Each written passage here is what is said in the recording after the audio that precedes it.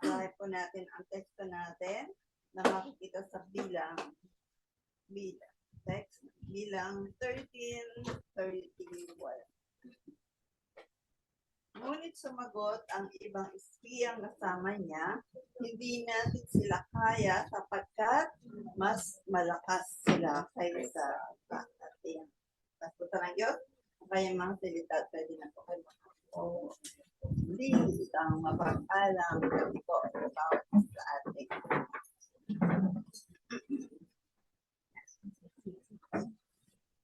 Ano? Nega ba kayo? Bakit? Bakit? Masaya doon, di ba? Ulit.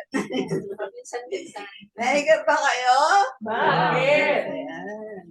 Ganyan yun. Pessimistic kasi kayo eh. Palaging negatibo ang sinasabi, ang sinagawa. Yun. Ganun. So, masarap bang kasama yung mga taong laging negatibo? Di ba? Kung pag-usap mo, negatibo ang sagot. Yun po, diba? Talagang hindi po. Tulad yung binasa natin, yung 12 spies na pinapunta ni Moses sa Kanaan para tiktikan, para makita kung ano ba yung klase ng lupa doon, ano yung klase ng mga tao doon, ano yung mga pananim doon. So, kaya po sila pinapunta ni Moses para tiktikan yung lugar na i-conquer kasi nila yon. Pero ano po yung sagot? Out of 12, yung 10 doon, ano yung sagot? Sabi sa bilang 13:32-32. Bilang chapter 13, verse 33, 32, hindi maganda ang kanilang ulat tungkol sa lupaing pinakasiyasat sa kanila. Ito ang sinabi nila, malaking tao ang nakatira doon. At sino mang magtatangkang sumakop sa kanila ay lalamun nila.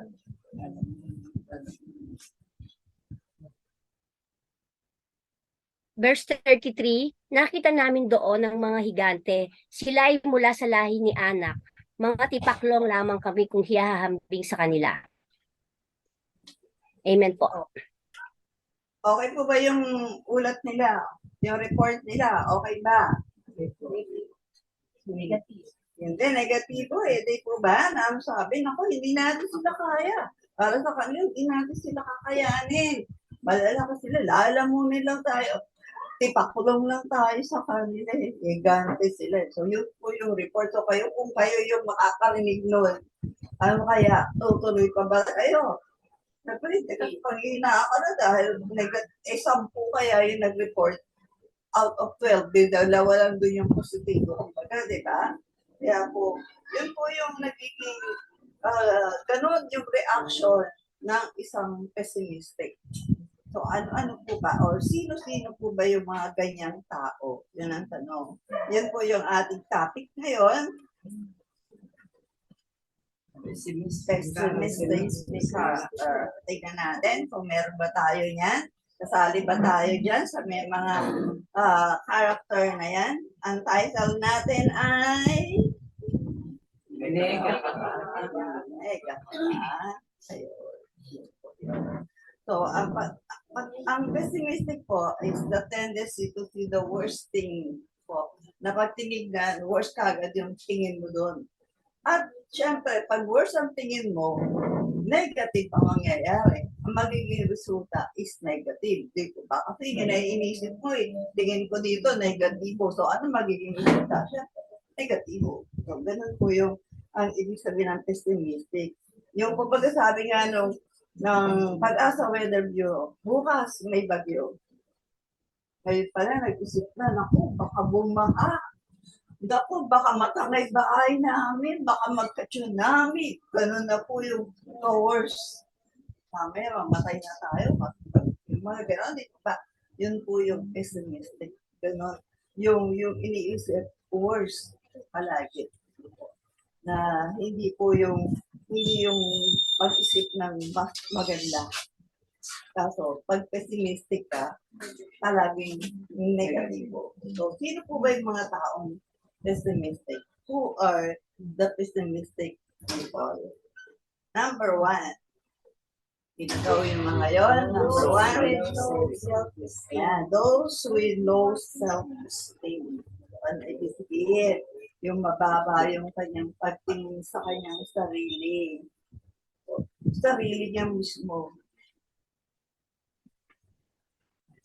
Dito po si Sir Belin. Ayan. Dito si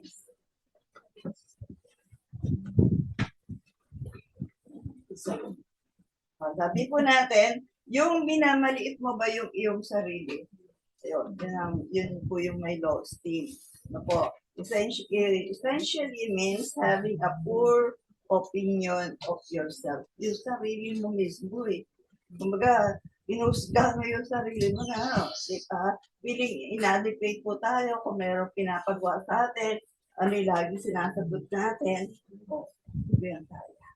Parang si Gideon, nung tinawag siya ng Panginoon. Talaga yung sarili niya mismo, pati yung angkad niya eh. Talagang hindi niya matanggap yung pinapagawa ng Panginoon sa kanya. Basahin muna natin sa Hukom 6:14 to 15. Judges 6:14 to 15. Hukom 6:14 verse 15, sinabi sa kanya ni Yahweh, lumakad ka at gamitin mo ang buong lakas mo upang iligtas ang Israel mula sa mga Midinyata. Ako mismo ang nagsusugo sa iyo. Verse 15, sumagot si Gideon, ngunit Panginoon, paano ko maililigtas ang Israel? Ang aming angkan ang pinakamahina sa lipi na manisis at ako naman ang pinakahamak sa pamilya namin. Ito ba? Paano niya minaliit yung angkan niya? Buti ko sarili lang niya, pati yung angkan niya, minaliit niya, di ba? Nasabi niya, ang aming angkan ang pinaka mahina. At sa angkan namin, ako naman ang pinaka hamak pa yung ginawa niya sa sarili po niya. Ito ganun po yung pessimistic, di ba? Talagang kinwestiyon niya ang Panginoon, bakit ako yung kailangan mo ipadala? Ganito ako, mahina lang ako. Di ba pag ganyan po tayo, pag may pinapagawa po sa atin, anong tanong natin? Bakit ako? Di ba? Di ba? Ano malay ko dyan? Di ko yan alam. So, so sino nagmaliit sa'yo? Sarili mo. Kumbaga, bakit ibibigay sa yung task na yan kung alam na hindi mo kaya? Di ba? Para katulad ng sabi ng Lord, hindi ka ipapahintulot sa problema ang hindi mo kaya. Kaya pag napahintulot sa'yo, kaya mo yan. So, ganun din sa atin, sa ministry natin. Bibigyan ka ng assignment, for example, ng leader mo, kaya mo yan. So, hindi pwede ay, hindi ko kaya yan. Si ano na lang.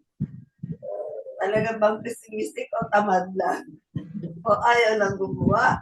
O di ba ba? Ibang usapan na lalo yun. Di ba? Yun, pero kadalasan gano'n eh, gano'n si Gideon, di ba? Kahit ang Diyos na may nagpuputok sa kanya. Tinatanggihan pa niya po yun. At dami niyang pinagawa na may mga sign na talaga ba ako yung tinatawag mo, Lord? O, ganda yung mga sign niya, pero tinagod lahat ng Panginoon. Bakit? Irrevocable ang calling niya. Pag tinawag ng Lord, hindi siya tatanggihan. Gagawin at gagawin mo yun. Ganun din po tayo. Dapat hindi tayo naka-focus doon sa kahinaan po natin. Diba? Hindi tingnan natin. Hindi ko kaya yan. Mahina ako. Dapat hindi po tayo doon nakatingin sa mga flaws natin, sa mga weaknesses natin. Rather than, tingnan natin yung strength natin kung nagtayo sa loob. Meron po ba tayong lakas galing sa Diyos? Amen. Yes. Kaya pa tayo nakapatayo pa dahil sa lakas ng Lord. Talaga naman, kung lakas mo, wala ka na. Diba? Pero may Diyos kayo. May Diyos po ba tayo? Amen. O ganun din po si Moses, diba? Nung tawagin siya ng Lord, binigyan din siya ng task. Sobrang tanggi din si Moses eh. Ayaw din niyang tanggapin yung pinapagawa ng Lord sa kanya. Sabi sa Exodus 4:10 and 13. Lord said, sinabi ni Moises, Panginoon, hindi ko ako ang magaling magsalita. Wala pa noon, ikat na ako sa pagsasalita kahit na ngayong nakipagsusok kayo sa akin. So, nagdal ako kapag nagsasalita. Pero sinabi ni Moises, na kayo nagtuturo. Saan nagturo talaga eh. Iba na lang po dala ni Lord. Kasi hirap ako magsalita. Sabi ko ba? Ganun din tayo. Di ba? Pag bina-assign po tayo. Di ko ba? Yun eh. Sa tingin niya, unworthy siya, inadequate siya doon sa pinapagawa sa kanya ng Panginoon. Eh sabi ko, totoo naman po yun. Ako, na madalas hindi tayo ng loob kasi alam naman natin talaga yung kahinaan po natin, yung kakayanan po natin. Pero yun po ang gustong ipaalala ng Diyos sa atin bilang kanyang mga anak. Wag tayo maging pessimistic. Magagawa natin ang pinapagawa ng Panginoon sa atin. Bakit? Number 1, anak ka niya. Siya yung may gawa sa'yo. Alam niya kakayanan mo. Di po ba? Alam niya kung hanggang saan yung kaya mo. Kaya yun po yung tandaan natin. He is our maker. Kaya alam niya ang buhay natin. And number 2, bibigyan niya tayo ng lakas para magawa ang inuutos niya. So yun po yung tatandaan natin. Nagawa sa atin kung kaya natin ito. Sabi sa Filipos 4:13, Filipos 4:13. Ang lahat ng ito magagawa ko dahil sa lakas nakaloob sa akin ni Kristo. Amen. so, pag may pinagagawa po sa atin, ano po dapat ang sagot? Yes, Lord. Yes, Lord. Yes, Lord. Yes, yes, Lord. Dapat ganun po yung sagot po natin, di po ba? Para nang sa ganun, magtagumpay po tayo. Magagawa po natin lahat ng pinapagawa ng Lord sa atin. Po siya kasi siya yung magbibigay kung ano ang kailangan po natin para pagtagumpayan yung task na ibinibigay niya po sa atin. Basta lang, magtiwala at umasa palagi sa Panginoon. Yun po ang kailangan natin. So, bakit kapahiya ba na Lord yung sarili niya? Huwag inutusan ka tapos hindi naman niya tutulungan ikaw. Eh, sino napahiya? Siya. Ito ba? Pag inutusan ka niya, bibigyan niya lahat ng pangailangan mo para ma-glorify siya. Di po ba? Yung pinandaan natin na every time na may pinapagawa ang Lord for His glory yun. Pag naggawa natin yun, yung purpose niya hindi na-defeat, for His glory lahat po yun. Amen po? Amen. Kaya pagkatagumpayin po tayo ng Lord, huwag ka lang nega. Number 2, ano pa daw? Tapos, confident. Yaman. Pero, kulang ka naman sa tiwala sa iyong kakayahan. Hindi na naging basta sa iyong kakayahan na mo na may takot ka, hindi mo na baka mamaya pag-share ako ng gospel, mag-share ako, hindi ako paniwalaan yung kakausapin ko. Kaya, dahil hindi tayo nakakapag-share, lalo na kung mga matatas na tao, mayaman, diba? Hindi ko kaya yan, mga ganon. Expecting that people won't believe us and the worst things might happen. Sabi sa Exodus 4:1. Ito pa. Exodus 4:1. Nagtatanong si Moises, paano po kung hindi maniniwala sa akin ang mga Israelita o makikinig sa sasabihin ko? Baka sabihin nila ay hindi kayo nagpakita sa akin. Amen. Sa isip niya, dahil pessimistic siya, wala maniniwala sa kanya. Dapat pagka po tayo ay inuutosan ng Lord, maging representative talaga tayo ng Lord na paniniwalaan tayo. Di po ba? Kaya dapat yung personality pa lang natin talagang kapanipaniwala na. At yung salita natin, dapat alam nung kakausapin mo, hindi ito sinungaling. Amen po ba? Amen. Para kapaniwalaan. Yun po yung kailangan natin, yung buhay din po natin na talagang dapat nababago tayo araw-araw. Para alam na pag kinausap ko to, nakikita ko sa buhay natin yung sinasabi natin. Di po ba? Para maniwala po sila. Diba?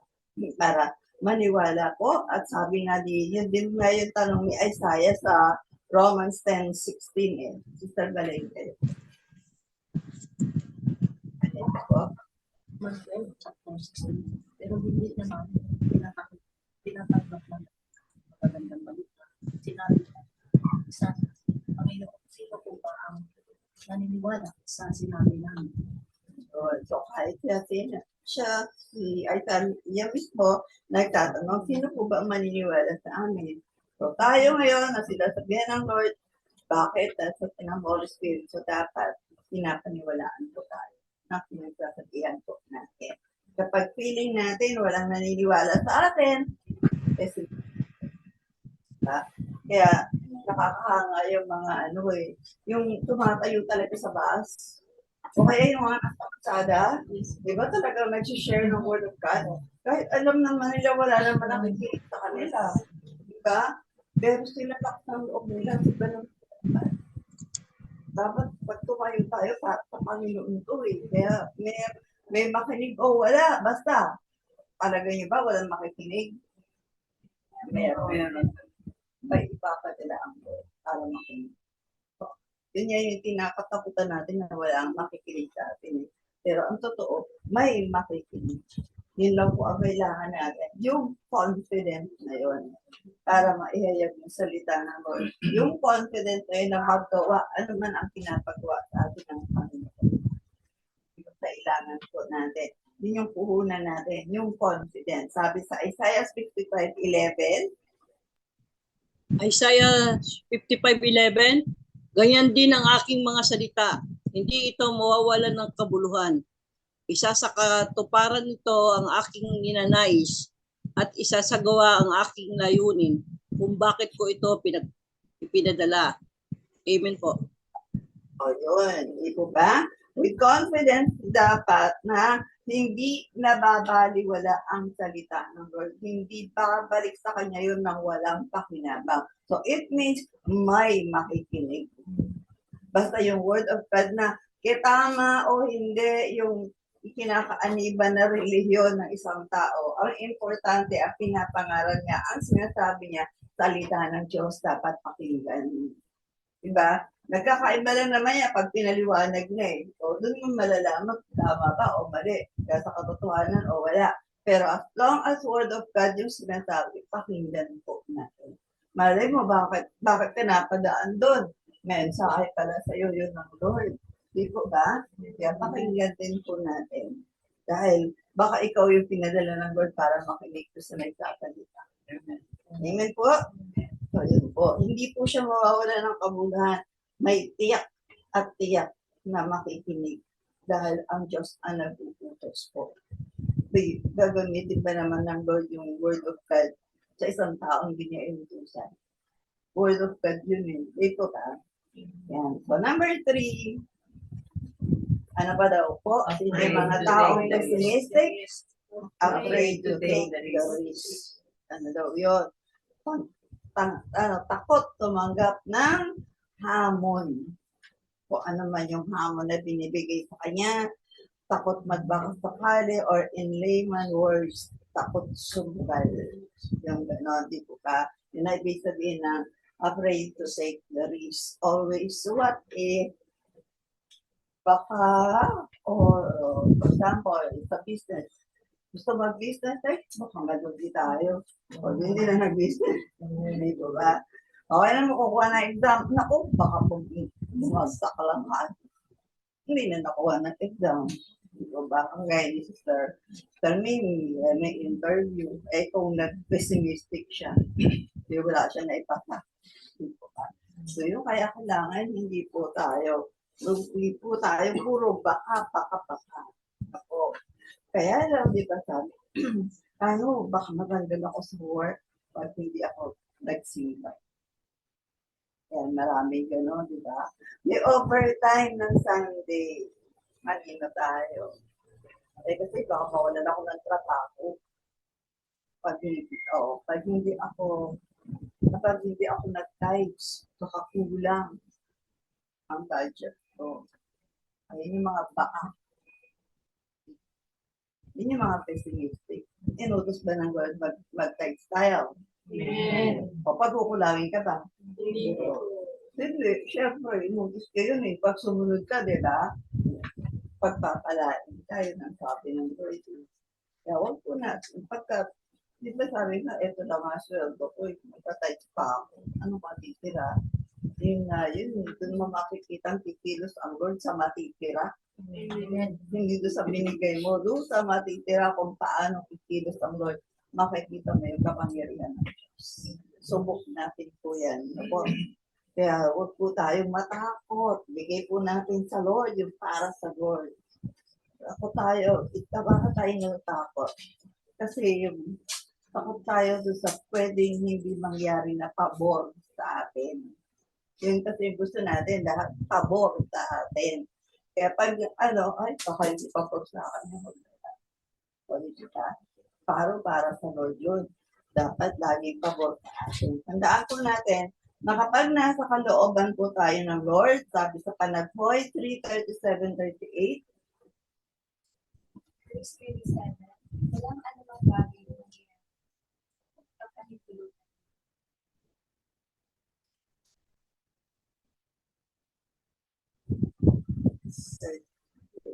Sure. Hindi niya narinig. Verse, Kaya gano'n. verse 38, nasa kapangyarihan ng kataas-taasan nila. And, o di ba, walang anumang bagay na mangyayari na hindi sa kapahintulutan ng Panginoon. Lahat ng mangyayari, pinapahintulot ng Diyos. Kaya wala pong masamang mangyayari sa mga anak ng Diyos kung ginagawa natin ang pinagagawa niya sa atin. Kaya katulad na sabi ko, mag-tithe ka. Hindi pa pahintulot ng Lord na pagkulangin ka. Kasi sumunod ka eh. Di ba? Mag-ministry ka. May ministry talaga. O, pag sumunod ka, makikita mo kung paano kikilos ang Lord. Pero kung ministry pa rin ng pending lang ginagawa natin, huwag mo umasa. Huwag ka umasa. Pero kung talagang ginagawa natin yung dapat natin gawin para sa Panginoon, gagawin niya rin yung para sa atin. Amen po ba? Yun po yung yun. Hindi ba sabi, nasa kapangyarihan ng kataas-taasang Diyos ang masama at mabuti. So ano sa palagay niyo ipapahintulot sa atin ng Lord? Siyempre, mabuti. So, sumusunod po tayo. So, naniniwala ko hindi tayo ipapahintulot ng Lord sa masama. As long as we take the risk sa gusto niya ipagawa sa atin. Yun ang importante. Magta-take ka ng risk kasi pinapagawa ng Lord ito. Diba yung mga apostol talagang buhay po nila, tinataya nila eh. Kaya nakarating hanggang sa atin yung gospel.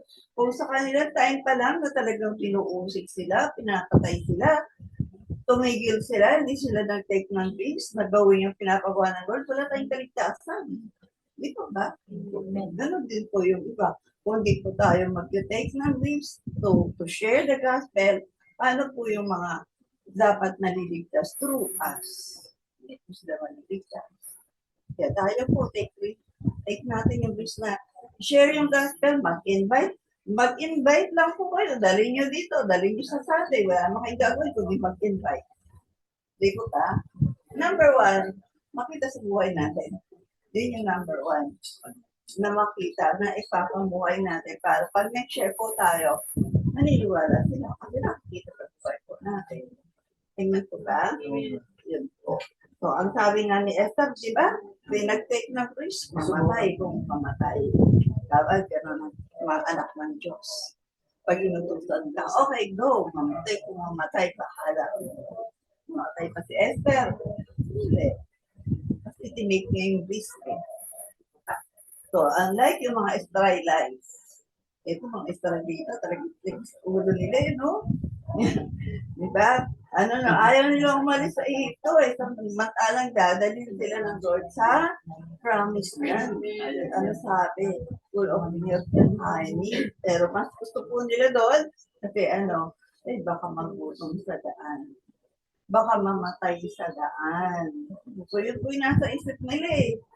Mas okay na lang kami sa Egypt. Kahit na kami ay slave, kumakain naman kami. O yun, ang nasa isip nila. So, tagbasahin muna natin, Exodus 14, 10-12. Exodus 14:10-12, verse 10, matinding takot ang naramdaman ng mga Israelita na makita nila dumarating ang Paraon at ang mga Egyptian. Kaya dumaing sila kay Yahweh. Verse 11, sinabi nila kay Moises, wala na bang mapaglilibingan sa amin sa Ehipto, kaya mo kami dinala sa ilang para dito mamatay. Inilabas mo nga kami sa Ehipto, ngunit tingnan mo ang yan. Verse 12, hindi ba't bago tayo umalis, sinabi na namin sa iyo na ganito nga ang aming sasapitin? Sinabi namin sa iyo na huwag mo kaming pakialaman at pabayaan na lamang kaming manatiling alipin ng mga Ehipsyo, sapagkat mas gusto pa naming magiging alipin kaysa mamatay dito sa ilang. Pessimistic hindi. Nasa isip na nila mamamatay sila sa ilang eh. Samantala ang Diyos yung nagpapaalis sa kanila doon. Ang Diyos yung sasama sa kanila, kasama nila ang Diyos. Diba? Pero ang nasa isip nila, mamatay sila sa ilang. Buti nila, okay lang na mag-alipin kami sa Ehipto, okay na lang sa amin. So dapat hindi po. Nag-iisip sila ng worst thing, ano ginawa ng Lord, pinahituro. Mamatay talaga sila sa ilang. So, kasi yun ang gusto nila, yun ang sinasabi nila, mamamatay kami dito. Talaga pinatay sila ng Lord. Gusto po ba natin ha? Kaya, gawin po natin, ano man yung pinapagawa po sa atin ng Panginoon. Life is more risky. Mas lalo siyang risky, mas lalo siyang mapanganib if we are pessimistic. Diba? Pag hindi ka nag-take ng risk, mas panganib. Mas manganganib ang buhay mo. Hindi ka nagmakasakali o kasama naman natin ang Panginoon eh. Bakit pa tayo mag-aalilangan? So, yun po yung dapat. So, ano yung risk? What are the risks of being pessimistic? May mga risks na yan. Dalawa lang po yan sa number, pero Dwelling in negative thoughts. Number 1 is dwelling in negative thoughts is bad in our well-being. Pagka doon tayo nagdudwell, yun ang laging iniisip natin. Yung mga negative, laging negatibo na isip natin, hindi po makakabuti sa kalusugan po natin. Yun po. Nakakasama po ito. Kapag negative isip mo, di ba? Kapag daw, may nakapangbukol pa lang. Cancer na. Iiyakan na yun. So, dito kakaiyak, kakaintindi doon sa bukol na yun. Araw-araw kinakapal ako lumalaki. Gusto may tahilo, nag-iiyak. Diba, yung bukol, lumalaki kayo. Hindi naman. Isip lang yun. Saka iisip na gano'n, na-depress, na-stress, namatay. O, yun po yun. Yung mantalang buko na nakapalang naman yun. Hindi pa pinapa-check up po. Ano nga yun? Hindi po ba? So, kaya po tayo masyadong negatibo. Yun po yun. Siyempre, magkakaroon tayo ng mga komplikasyon. Nakakapraning daw po yung pessimism, di ba? Tulad ni Elias, yun natin sa Unang Hari, 19:3-4.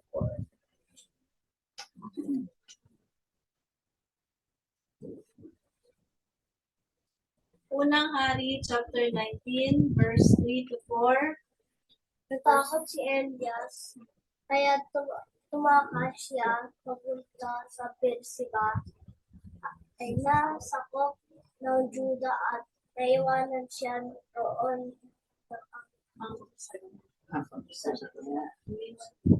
Verse 4, pagkatapos naglakad siya ng isang araw papuntang ilang. Nagpahinga siya at umupo sa ilalim ng punong kahoy at nanalangin na mamatay na lang sana siya. Sinabi niya, sobra na po.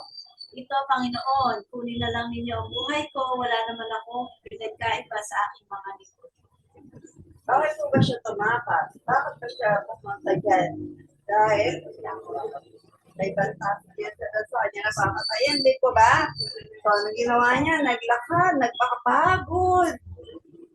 Dahil papatayin siya. Tapos sabi niya sa Lord, kunin niyo na lang yung buhay ko. Eh, ba't ba siya nagpakapagod? Hindi niya na nalilintay si Jezebel na patayin siya. O, di ba ba? Bakit? Ano ba yung kinatakutan niya? Tapos gusto niya under na maging murderer. Samantalang ginamit siya before this, ginamit siya mightily ng Lord. Anong ginawa niyang himala? Nagpababa ng apoy.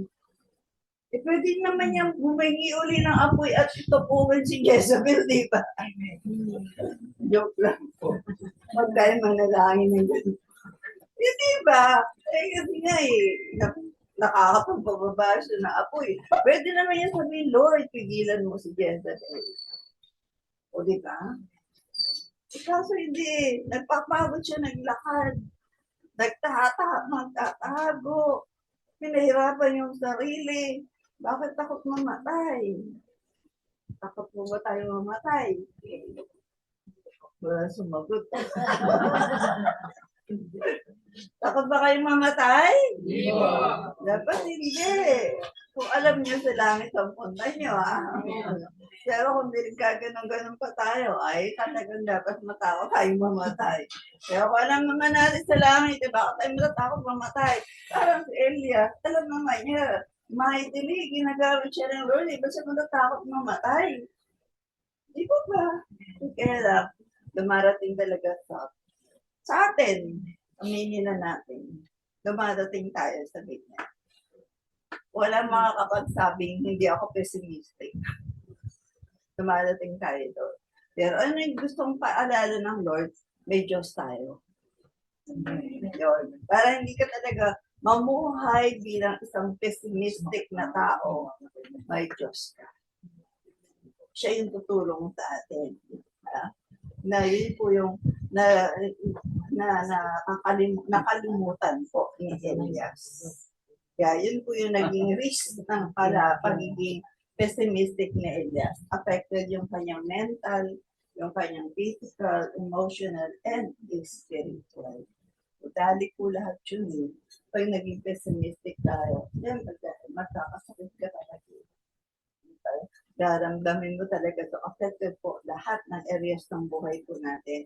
Kung masalang ginagamit siya may Lord, ganun din tayo. May nararamdaman tayo, bahala ang Lord. Habang nagkakaedad tayo, talagang marami tayong mararamdaman hindi maganda sa katawan po natin. Physically, di ba? Hindi po natin maiwasan yun. Dahil sabi nga nung doktor sa akin, parang ano lang yan, yung tubo ng tubig. Habang tumatagal, kinakalawang. Ganon din tayo. Yung mga ugat-ugat natin, nagkakaroon talaga ng mga para-para. Na naituwan talaga. Hindi siya na yung mawawash out lahat talaga. Yung hanggang kagaya ng Sister Mayet na nasa 80s na malinis na malinis pa rin. Walang ganon. Yung tubo natin sa bahay, di ba kailangan palitan? Di ba? Dahil nagpapara na, kinalawang na. O, ganon din po tayo. Kahit nag-iingat tayo, dumadating tayo sa point na yun. Ang importante, sabi nga, sa mamatay o sa mabuhay kay Kristo. Amen? Wala tayo dapat ikatakot. Kasi nagpapatuloy lang po tayo. Ito po, yun nga yun. Avoid na lang po natin yung pagiging pessimistic kasi alam natin hindi maganda. Hindi maganda. Kaya, ma-avoid bakit hindi sa tulong ng Panginoon. Pangalawa, ano pa daw po? We will be unproductive. Unproductive. Wala kang magagawa eh.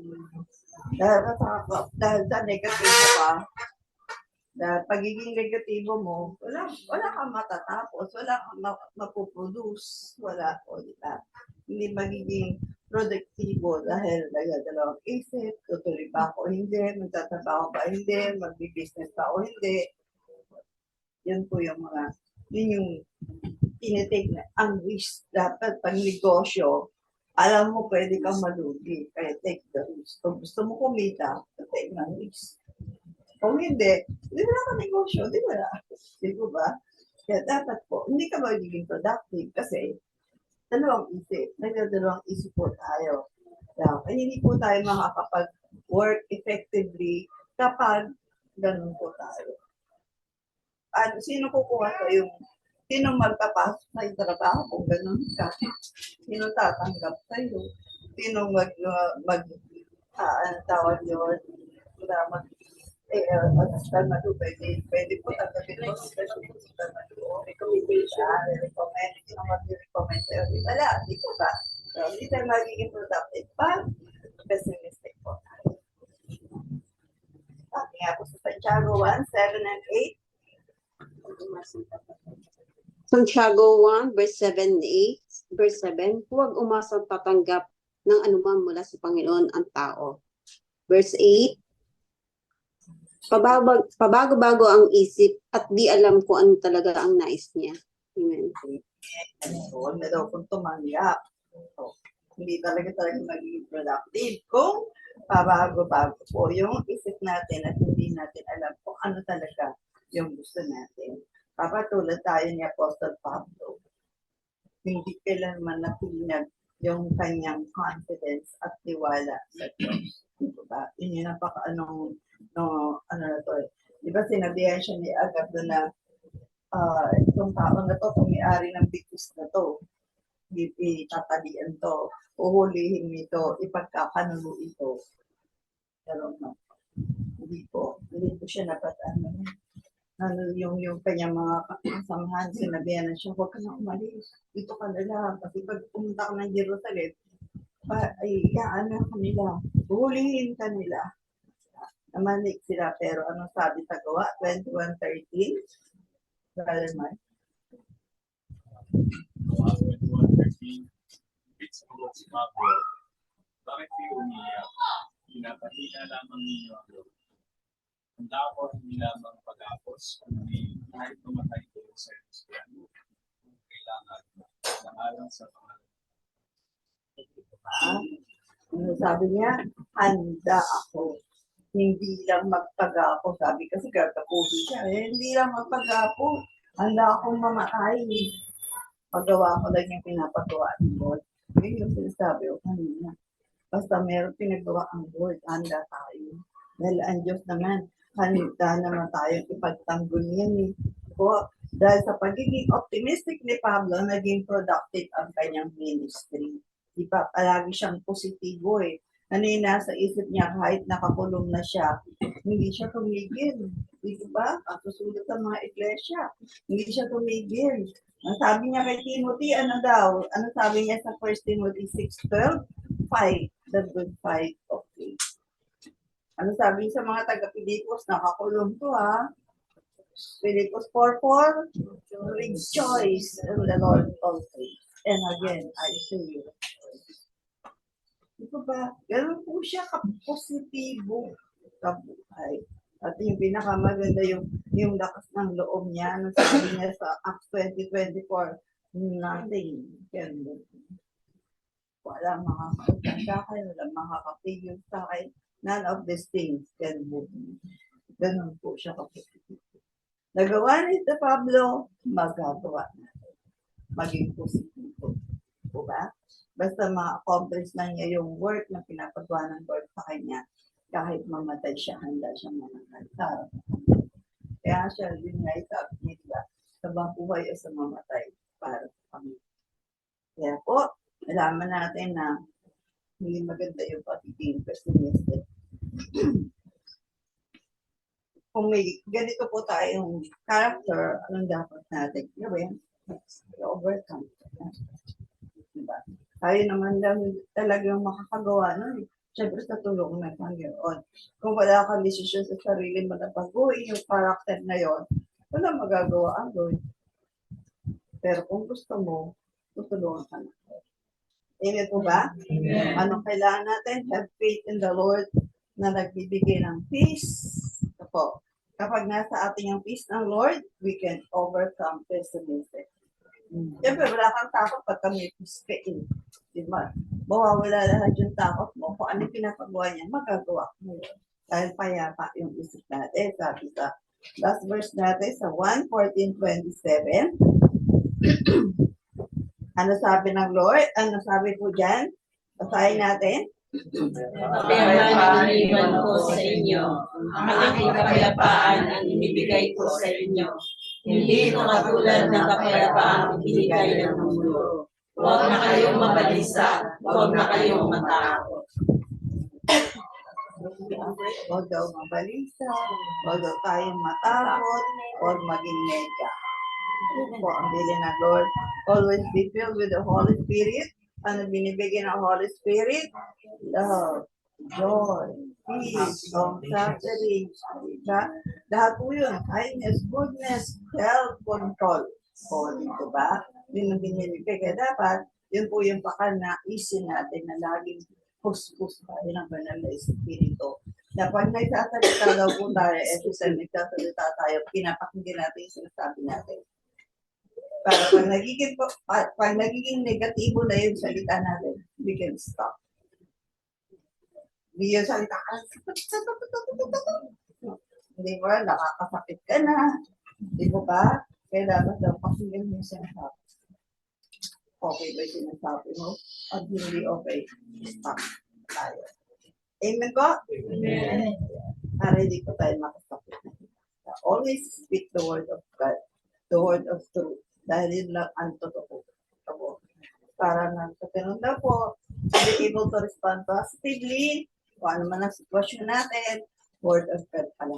Yun po yun. Our pessimism will turn into optimism. Yung negativities natin will turn into positivities. Paano? How to be positive or optimistic. Paano daw?